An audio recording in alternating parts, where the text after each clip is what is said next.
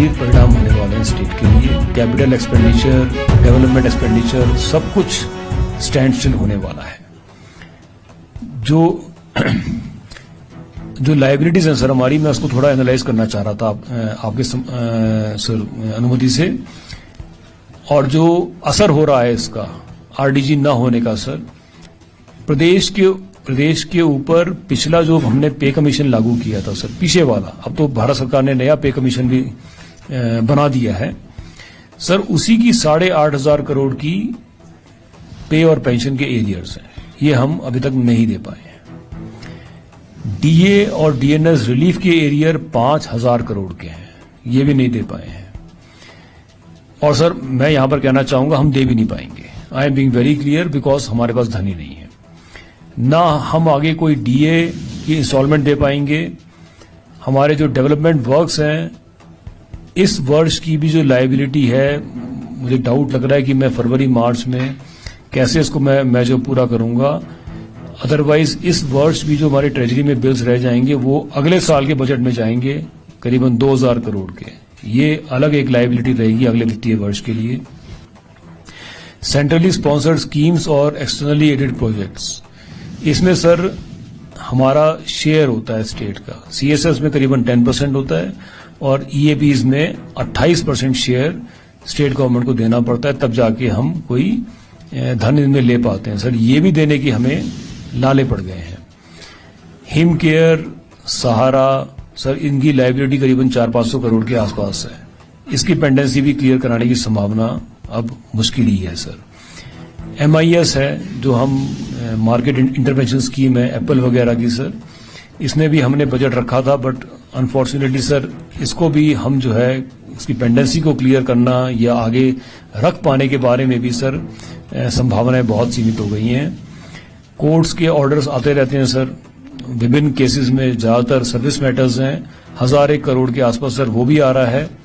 तो ये भी एक बहुत बड़ा चैलेंज सर हमारे ऊपर आने वाला है सर। ये आरडीजी का जो लॉस हुआ है, इसका इम्पैक्ट आ रहा है। हमें सारी सब्सिडीज को हमें खत्म करना पड़ेगा, जीरो करना पड़ेगा। फूड सब्सिडी हम दे रहे हैं, जीरो करनी पड़ेगी। बीपीएल फैमिलीज को सर ऑलरेडी फ्री राशन मिल रहा है भारत सरकार की स्कीम में। पावर सब्सिडी हमें सर जीरो करनी पड़ेगी। इस प्रेजेंट वित्तीय वर्ष में करीबन 1,200 करोड़ मैंने सर दिया पावर सब्सिडी का, मैं आगे नहीं दे पाऊंगा। सोशल सिक्योरिटी पेंशन सर, इस वित्तीय वर्ष में 1,661 करोड़ हमने खर्च किए। 500 या 500 से कम हमें करना पड़ेगा सर, उसके लिए क्राइटेरिया रिवाइज करना पड़ेगा, बेनिफिशियरीज के नंबर देखने पड़ेंगे, कुछ ना कुछ करना पड़ेगा सर। विभिन्न जो हमारी डीबीटी की स्कीम्स हैं उसमें बहुत सारा डुप्लीकेट एंट्रीज हो रही हैं, स्पूरियस हैं सर, कई किस्म की चीजें चल रही हैं, उनको हमें निकालना पड़ेगा। डीए हमें फ्रीज करना पड़ेगा सर, मैंने पहले ही कह दिया एरियर्स हम कोई नहीं दे पाएंगे। पेंशन अलाउंस दे रहे हैं सर, ये सारा हमें स्क्रैप करना पड़ेगा। जो भी मतलब हमने चीजें दी हुई हैं सर, हमें बंद करना पड़ेगा। यूपीएस के बारे में सोचना पड़ेगा सर, भविष्य के बारे में, क्योंकि जो हमने जब इसको हम ओपीएस में गए थे तो 1,800 करोड़ की जो एडिशनल बोरिंग हमें मिलती थी वो स्क्रैप हो गई थी। तो भविष्य की रिक्रूटमेंट में यूपीएस के बारे में सोचें।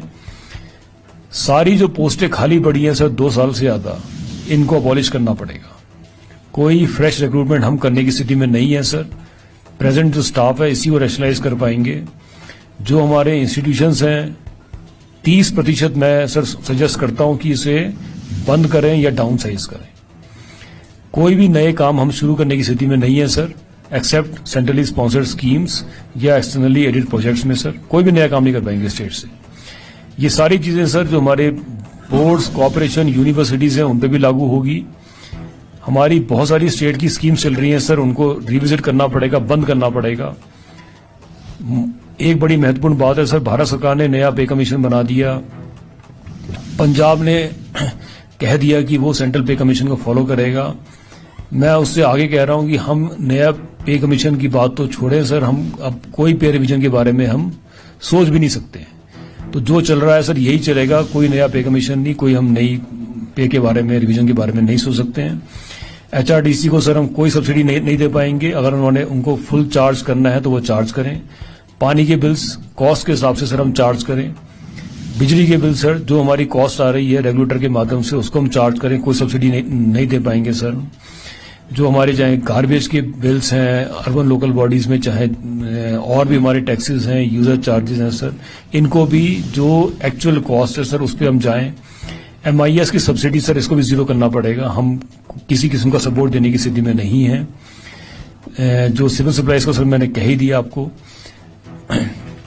हमने सर एफर्ट्स भी किए थे टैक्स को बढ़ाने के, ये तो हम बता रहे हैं कि हमने कोशिश क्या करी थी, लेकिन जैसे मैंने पहले कहा कि टैक्स लगाने की पावर हमारी सारी GST बनने के बाद में खत्म हो गई है। अब हम केवल शराब पर और थोड़ा बहुत सीमेंट वगैरह पे सर हम करते हैं सर, उसकी भी एक सीमा है, बिकॉज फिर स्मगलिंग शुरू हो जाती है, दूसरे प्रदेशों से शराब आनी शुरू हो जाती है, सीमेंट बाहर से आना शुरू होता है सर। फिर भी सर हमने आपके नेतृत्व में सर हमने जो कुछ सेसेस लगाए, जिससे करीबन 300 करोड़ हमने अतिरिक्त पर वर्ष हमने कमाया। लैंड रेवेन्यू के ऊपर सर अभी रिसेंटली हमने एक सेस लगाया और प्राइमरीली पावर सेक्टर के ऊपर सर, उससे हम उम्मीद कर रहे हैं। हमें सर एसेट्स को, जो सरकारी एसेट्स हैं, इन्हें मोनेटाइज करना पड़ेगा। इनको या तो आप सर आउटराइट सेल करें या लीज आउट करें सर, चाहे जो करें, बट इनको अब सरकार चलाने की स्थिति में नहीं है। जो भी आगे नए प्रोजेक्ट्स बने सर, वो पब्लिक प्राइवेट पार्टनरशिप में बने। जो पिल्फरेजेस हैं सर, उस पर स्ट्रिक्टली हम एक्शन लें। 16th फाइनेंस कमीशन ने सर रिकमेंडेशन दी है कि जो डिस्ट्रीब्यूशन कंपनीज हैं, जैसे बिजली बोर्ड है, इसको प्राइवेटाइज करें सर। हमें भी सर इस दिशा में चलना पड़ेगा। We have to privatise. हमारे जो डिपार्टमेंट है, ऑफिसेज हैं, इनको मर्ज करें। बोर्ड्स एंड कॉर्पोरेशन को भी सर मर्ज करें। अमला सर कम करना पड़ेगा सर। हमारे एक सिग्निफिकेंट रिसोर्स गैप है 6000 करोड़ का अगले वर्ष में डेवलपमेंट वर्क्स को छोड़ने के बाद। जब मैंने जीरो कर दिया डेवलपमेंट वर्क्स, उसके बावजूद 6000 करोड़ का गैप है। ये तब मैं बात कह रहा हूं कि जब सारी सब्सिडीज हमने जीरो कर दी, सारी जो कैपिटल वर्क्स को मैंने स्टेट से जीरो कर दिया, उसके बावजूद अगले वित्तीय वर्ष में मेरी आमदनी तकरीबन 52,000 करोड़ की होगी और मेरा जो खर्चा है कमिटेड एक्सपेंडिचर वो करीबन 56-57,000 करोड़ के आसपास होगा।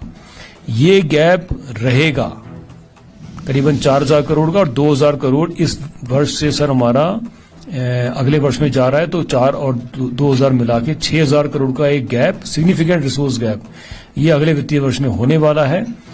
एक झटके में तो नहीं होगा सर, और यही हमारे जैसे पहाड़ी प्रदेशों की व्यथा है सर।